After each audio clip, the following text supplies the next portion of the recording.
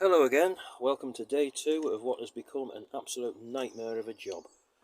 Okay, I just thought I'd have a little bit of a break and take some video and get my thoughts together.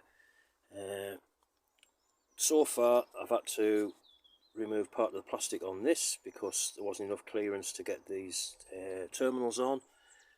In the process of altering that, this is now snapped off. So I've now got to carefully cut part of the webbing away at the top of there and solder it back on.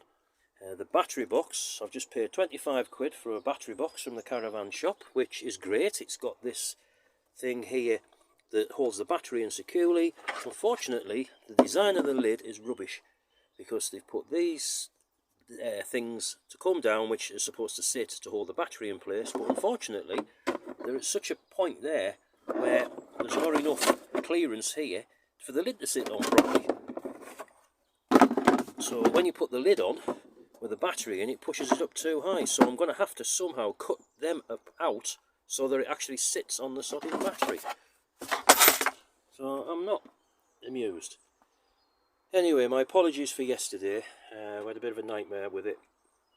Like I say, I had to drill a hole through the bulkhead, which I didn't anticipate, and it just went from bad to worse.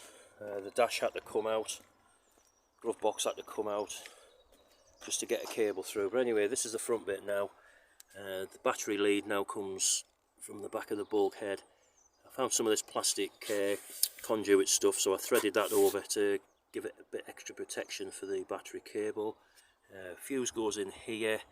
This links round into this battery cover. I need to get a new one of these. It was broken when we got the car, but it just bolts onto the battery terminal there. So we'll tidy all of that up when we're finished. So that's that side of it, but I'm just really annoyed, and it's raining, day off and it's raining. Here's the frame while we're at it. There's the camping frame that I popped in just to make sure everything fits, but honestly I feel like just going in and giving up. Never mind, we'll push through this. So yeah, cup of tea and then we're going to come back. Everything's better after a cup of tea. Right, okay. I managed to repair this silly thing.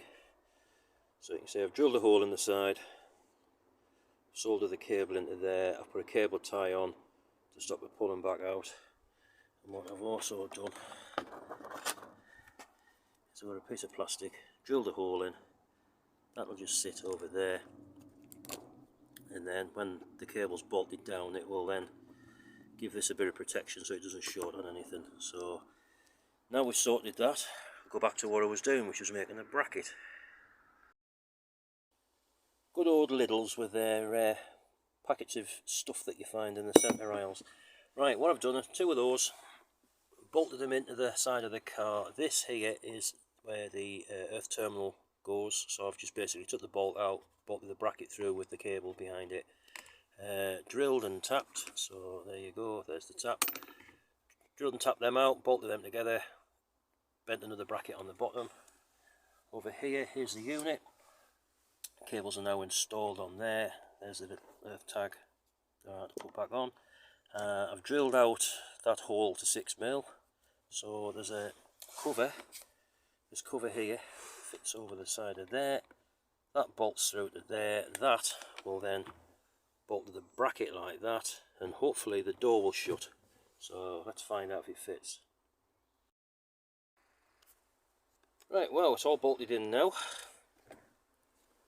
Earth terminal is tagged nicely onto the bracket. This could do with being a bit longer, but couldn't do a thing about that. But the good news is that the cover fits. So yeah, fairly happy with that. I just hope it works now when we wire everything else in. Right, next job is fitting the battery box in this space. Okie dokie then, a bit more bodging with the lid. So I've cut the parts of the lid out. This now actually fits.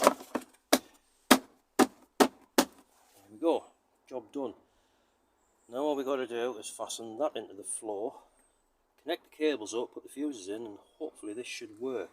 So we'll find out in a bit. Well, it looks like this build is going to go into day 3. Unfortunately, the weather's now turned, it's chucking it down with rain, and I've had enough for today. This is as far as I've got.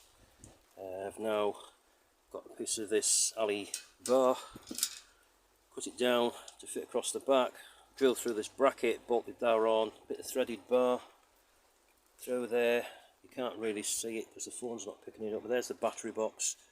I've drilled through the handles down here, a couple of nuts, and this should just hold this battery box rigid, so at least we can hide the battery in tonight and go shopping, and then tomorrow I'll try and get this build finished. Let's just hope that the weather picks up.